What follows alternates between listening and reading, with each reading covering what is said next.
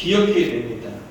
이제 12절 보겠습니다. 시험 2절 함께 읽겠습니다. 시작. 시험을 참는 자는 복이 있나니 이는 시련을 견디어낸 자가 주께서 자기를 사랑하는 자들에게 약속하신 생명의 멸류관을 얻을 것이다 하는 겁니다. 견디어냅니다. 기도하고 하나님의 뜻이 전달되었고 확신한데도 불구하고 현실은 금방 나아지지 않는 상황들이 지속될 수 있습니다. 그때 우리가 필요한 것은 인내고 그때 우리가 필요한 것은 버티는 겁니다. 때때로 좋은 신앙은 그냥 버티는 겁니다.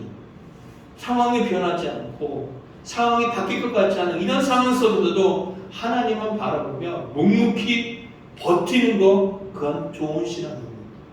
때로는 우리 여러 가지 상황과 여러 가지 변수가 작용할 수 있지만 불구하고 그럼에도 불구하고 하나님을 바라보며 버티는 것 또한 좋은 신앙이라는 겁니다. 하나님 언제 해주세요 하고 뒤돌아서 조급하는 것이 아니라 하나님이 그 문제를 해결해 줄 거라는 확신과 하나님이 개입할 것이라는 확신과 하나님이 주시는 지혜를 갖고 견뎌내는 것 정말로 중요하다는 겁니다. 또 한 가지는 이것을 견뎌내는 과정 속에서 우리의 마음 속에는 그걸 정말로 감정으로 풀이하고 싶어하는, 풀고 싶은 그런 상황들이 많이 발생을 합니다. 그러한 사단의 속삭임에 넘어가지 말라는 겁니다. 14절 15절 잠깐 보겠습니다.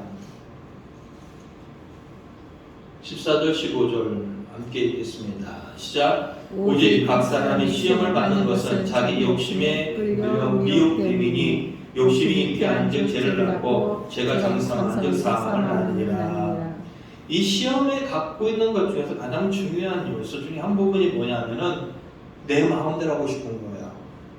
이것을 갖고 하나님의 응답을 주셨고 하나님의 반응성을 주셨는데도 불구하고 그 문제가 해결되지 않으면은 내 마음대로 하고 싶은 거고 이것이 결국은 너 죽고 나 죽자는 쪽으로 흘러갈 수밖에 없다는 것입니다.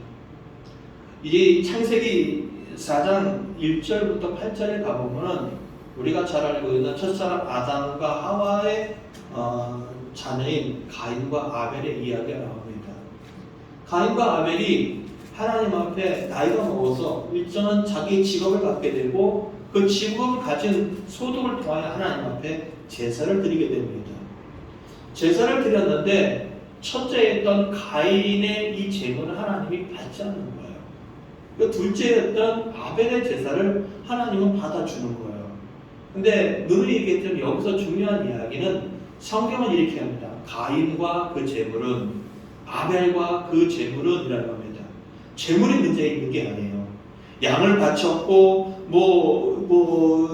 농사를 바쳤고 이게 중요한 것이 아니라 제물을 바치는 자가 문제가 있기 때문에 그 제물을 받아지지 않았다. 그래서 가인과 그 제물은 제물을 바치는 자가 하나님 앞에 합당하기 때문에 그 제사를 받으셨다. 그래서 아벨과 그 제물이라는 겁니다. 제물 이전에 그들 사람입니다. 어쨌든 가인의 제사는 거부되어집니다. 아벨의 제사는 하나님 받아집니다. 제사가 받아들인 아벨의 입장에서는 기쁘고 즐겁고 감사하지만은 가인의 입장 속에서는 상당히 기분이 나쁩니다. 몹시 안색이 변하고 그 감정이 요동치기 시작합니다. 내가 왜 이런 차별을 받아야 되고, 내가 왜 이런 무시를 당해야 되고, 내가 왜 이런 수모를 당한다는 것에 대한 것을 그는 걷잡을 수 없게 되었습니다. 하나님께서 그게 경고합니다. 야, 제가 문학교 들으니까 좀 더 잘 견뎌고 넘어가 봐라 했지만은 가인은 끝내 그 감정을 다스리지 못하고 아벨을 불러다가 들여서 쳐 죽여버립니다. 하나님의 말씀이 있었고 하나님의 경고가 있었음에도 불구하고 그가 그 사건을 풀어가면서 그래 하나님의 뜻이니까 이게 아니라 그래 하나님이 그렇게 말씀하실 때는 어떤 의도가 있겠지 하면서 자신을 돌아보는 것이 아니라 자신의 감정을 갖고 그 문제 속에 들어가다 보니까 동생을 처음 죽여버리는 사건까지 가버리게 된다는 겁니다. 마찬가지입니다. 우리가 믿음을 갖고 살아가다 보면은 우리에게 정말로 합당치 않은, 우리가 원치 않는 그런 수모와 그리고 인격적인 모독과 여러 가지 착각을 휘말릴 수 있을 때 하나님께 기도했어요. 하나님이 주시는 지혜도 있고 방향도 있어요. 그런데도 불구하고 사탄이 자꾸 우리의 감정을 요동쳐서 그 문제를 감정적으로 풀어가다 보면은 우리는 그런 모든 것들에 넘어질 수밖에 없다는 겁니다. 그렇기 때문에 이 사단의 속삭임에 넘어가지 말라는 겁니다.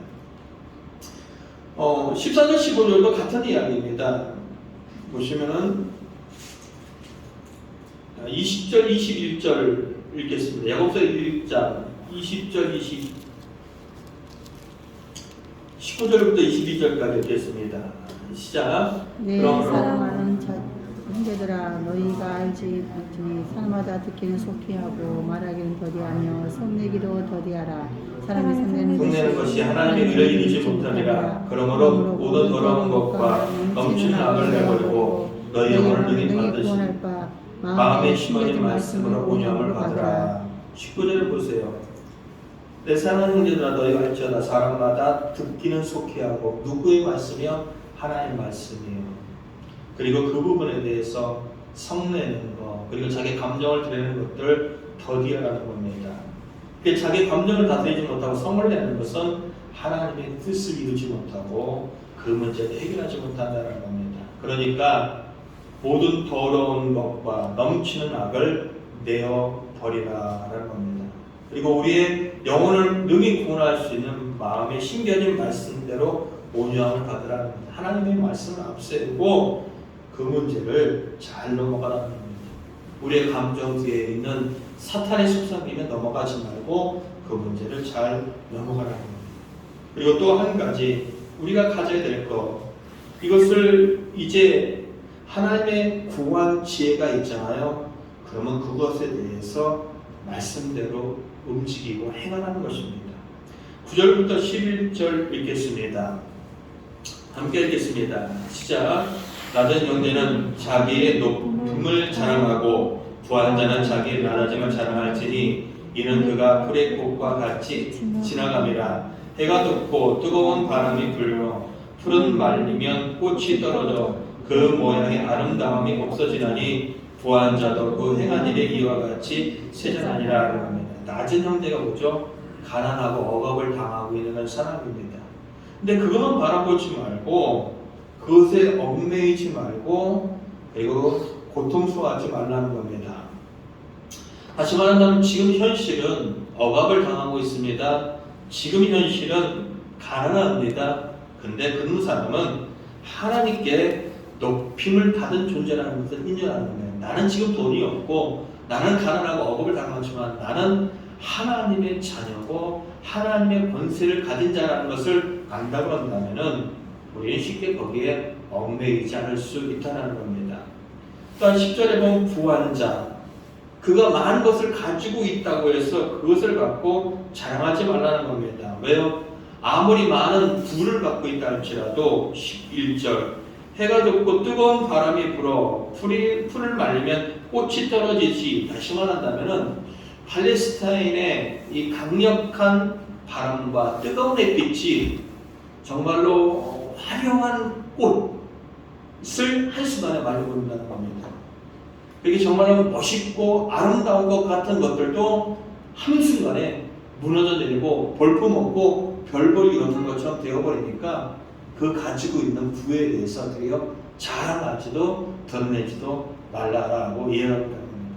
문제를 만날 때 우리가 가질 때 시각, 내가 갖고 있는 현실과 지혜와 안목으로 그 문제를 해결하기보다는 하나님의 관점으로 이해해본다면 내가 이 땅에서 고난을 당한다 할지라도, 내가 이 땅에서 무시를 당한다 할지라도, 이 땅에서 내가 목숨을 잃는다 할지라도 하나님이 나를 찾아 삼으시었고 하나님이 나를 알고 계시고 너희들이 나 죽여도 나는 천국 간다는 이 확신만 있다고 한다면 우리는 문제를 대처하는 것에 유연해질 수 있다는 겁니다.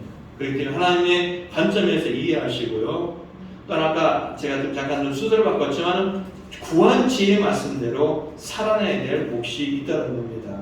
22절, 25절 읽겠습니다.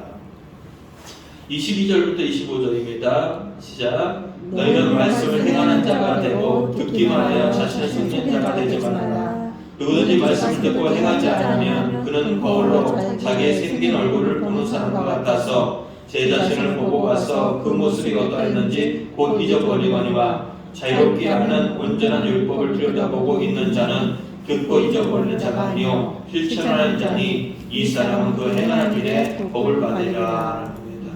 하나님 말씀이 나를 억압하는 사람, 나를 정말 힘들게 하는 사람을 사랑하라 라고 했다면은 내 감정은, 내 마음은 그것을 용납하지 않잖아요. 근데 하나님이 그렇게 하기 원하신다면 우리는 어떻게 해요? 행해야 되는 겁니다. 왜요? 하나님께서 그 문제를 풀어갈 수 있는 방법을 제시해줬고 그것이 내가 살 수 있는 방법이고 그 문제를 해결할 수 있는 방법이라면 우리는 그 말씀을 행해야 된다는 겁니다. 그러면서 이렇게 얘기합니다. 뭐라고 얘기하냐면은 23절 말씀을 듣고 행하지 않는다는 어떤 자와 같냐면 거울로 자기 생긴 얼굴을 보는 사람과 같다는 겁니다. 우리가 옷을 입기 위해서 거울을 봅니다.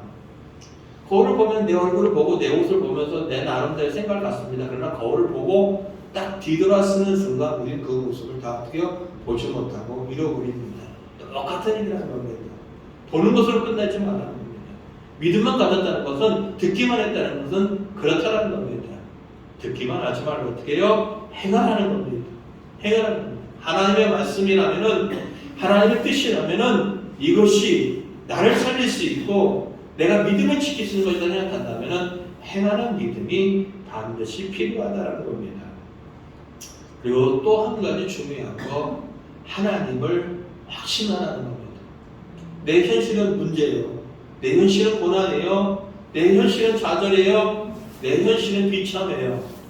근데 하나님께서 지혜를 주셨고 이 문제가 조금씩 풀려가는 것 같기도 하고 안 풀려가는 이런 상황 속에 있을 때 우리는 하나님에 대한 확신이 정말로 필요하다는 겁니다. 어떤 확신이요? 17절 보겠습니다. 17절, 18절 시작. 온갖 좋은 은사와 온전한 선물이 다 위로부터 빛들이 아버지께로부터 내려오나니 그는 변함도 없으시고 회전하는 그림자도 없으시니라. 그가 그 피조물 중에 우리로 한 첫 열매가 되게 하시려고 자기의 뜻을 따라 진리의 말씀으로 우리를 낳으셨느니라. 17절 공동 번역을 이렇게 읽어드려 보겠습니다. 하나님 아버지는 변함도 없으시고 우리를 외면하심으로써 그늘 속에 버려두시는 일도 없으십니다라는 겁니다. 하나님은 우리를 어둠 가운데, 그늘 가운데 두려움 이렇게 외면하고 우리를 방치하는 일이 절대 없으시다라고 얘기합니다. 왜요? 그분은 그의 사랑이 변함이 없는 분이십니다. 그분이 우리를 향하여 갖고 있는 관심이 한 번도 중단된 적이 없다는 겁니다. 내가 물속에 있을 때에도, 불속에 있을 때에도, 고난받을 때에도, 좌절 가운데 있을 때에도 하나님은 항상 우리를 보고 계시고 그 하나님이 갖가지 온갖 좋은 것으로 온전한 좋은 선물로 우리에게 예배에 놓으셨던 하나님이라는 것을 명확하게 한다고 한다면 우리는 그것을 견뎌낼 수 있습니다. 지금 동계올림픽이 한창입니다. 그들이 그 수없이 많은 시간을 피땀 흘리면서 때로는 먹지 못하며 노력하는 거 단 한 가지 뭘까요? 좋은 결과를 바라보고 그것을 견뎌내고 있다는 겁니다. 마찬가지로 우리는 실패하지 않습니다. 하나님을 바라보는 인생들은 결코 실패하거나 낙심하거나 하나님을 버려두지 않는다는 겁니다. 하나님을 바라보는 인생들은 오늘 본문에 같이 갖가지 좋은 것과 온전한 선물이 기다리고 있다는 거. 아니 하나님 자신이 그렇게 주신다고 말씀하셨고 그것은 반드시 우리에게 주어질 것이라는 것을 확신한다면 고난 속에 우리는 감정을 살릴 수 있고 그 문제 속에서 견뎌낼 수 있다는 것입니다. 또한 우리가 또 한 가지 이제 이러한 시험과 이러한 문제를 잘 짚고 나왔을 때 우리에게 어떤 결과를 나오냐라는 겁니다. 4절 한번 읽겠습니다. 4절 함께 읽겠습니다. 시작. 인내를 온전히 이루라. 이는 너희로 온전하고 구비하여 조금도 부족함이 없게 하려 함이라 합니다. 시험을 당하거든 오랜 이 시련이 지나는 과정 속에서 우리는 정말로 인내해야 합니다. 이를 악물고 인내하는 시간이 필요합니다. 그런데 이 시간이 지나고 나면은 우리는 부족함이 없는 하나님 보시기에 합당하고 성숙한 사람이 되어 있다는 겁니다. 성숙한 사람. 문제도 해결되겠지만은 우리가 이런 고난의 문제를 하나님의 입장 속에서 하나님의 지혜 속에서 가다 보면은 우리는 흠이 없는 성숙한 사람이 되어 있고 능히 부족함이 없는 자리에 서게 될 것이라는 것입니다. 또한 12절 이렇게 얘기합니다. 시험을 참는 자는 복이 있다라는 겁니다. 시련을 견뎌낸 자가 주께서 자기를 사랑하는 자들에게 약속하신 어떻게 해요? 생명의 면류관을 얻을 것이다 라고 얘기합니다. 생명의 면류관, 영원히 죽지 않는 생명이 우리에게 주어진다라고 이야기하고 있습니다. 많은 사람들은 교회에 나오는 이유 중에 한 가지입니다. 그냥 편안하고 싶어서, 위로받고 싶어서, 복받고 싶어서, 뭐 틀린 말도 아닙니다. 그러나 그 말이 또 맞는 말도 아닙니다. 하나님을 믿는 사람인데도 불구하고 목사와 장로와 혼자에 상관없이 여전히 우리는 이 땅에서 고통과 고난과 내 의지와는 상관없는 힘들고 어려운 일들을 당하며 살아갑니다. 그때마다 우리는 세상 사람들과 다른 삶을 살아내야 되는데 아까도 얘기했던 것처럼 믿음과 행함의 삶을 살아야 되는데 어떻게 살아날 거냐는 겁니다. 여러분들이 살아가면서 다른 사람과 직장 속에서 가정 속에서 그리고 내가 원치 않는 질병과 고통 속에서 우리는 어떻게 살아야 될까 고민할 때 야고보는 명확하게 대답합니다. 하나님께 지혜를 구해라. 그러면은 이 문제가 해결될 것이다. 지혜를 구했느냐? 그러면 그걸 갖고 견뎌내며 살아가라. 하나님께서는 좋은 것으로 응답해 주실 것이라는 것이 1장 전체에 흘러가고 있는 그러한 내용이라는 겁니다. 사랑하는 성도 여러분, 저는 여러분들이 믿음을 가졌다는 그러한 것에 대한 여유로움이 있었으면 좋겠습니다. 믿음을 가진 것은 가난한 자가 부자가 되는 이야기가 아닙니다. 믿음을 가졌다는 이야기가 공부 못한 사람이 어느 한순간 공부 잘하는 이야기가 아닙니다.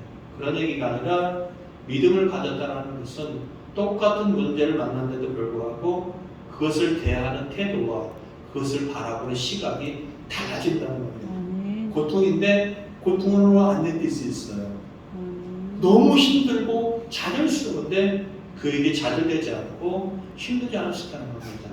왜요? 하나님 나를 위하고 있다는 걸 알고 있고 하나님 도와준다는 걸 알고 있고 하나님 이것을 지나가야 한다는 것을 알고 있기 때문에 똑같은 문제를 만나더라도 우리 안에는 자유로움과 평안함과 소망을 갖고 있다는 겁니다. 그래서 오늘 이 이야기 속에서 이 한 구절만 읽고 마치도록 하겠습니다. 1장 2절입니다. 1장 2절입니다. 시작. 내 형제들아 너희가 여러 가지 시험을 당하거든 뭐라고요? 온전히 기쁘게 여기라는 겁니다. 왜요? 승리하게 하실 하나님, 능히 이기게 하실 하나님, 이 문제 끝에서 우리에게 온전한 상을 주신 하나님 바라보면서 기쁘게 여기라는 겁니다. 그러한 삶이 여러분들에게 있어지기를 예수 그리스도의 이름으로 축원드립니다. 우리 찬양 하나 하시고 기도하겠습니다. 내 주를 가까이 하면 결코 쉬운 일이 아니지만은 그러나 주님을 따라가는 삶은 굉장히 행복한 삶이고 의미 있는 삶이고 세상이 가질 수 없는 평안과 위로와 소망을 가진 삶이라는 걸 기억하시기 바랍니다.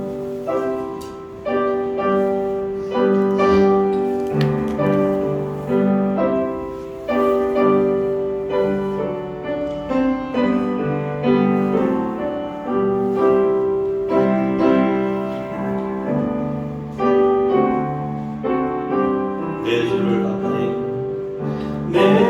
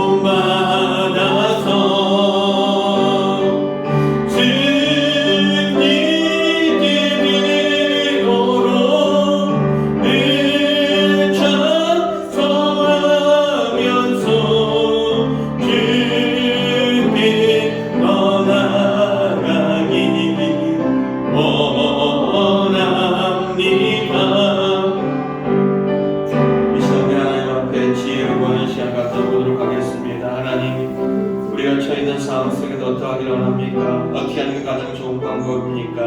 우리 함께 기도하겠습니다. 하나님, 우리가 여기 있는 앉아 있는 사람들이 다 다양한 상황에 처해있고 다양한 문제에 직면하고 있습니다. 그래서 우리가 어떻게 하면 정말로 좋겠습니까?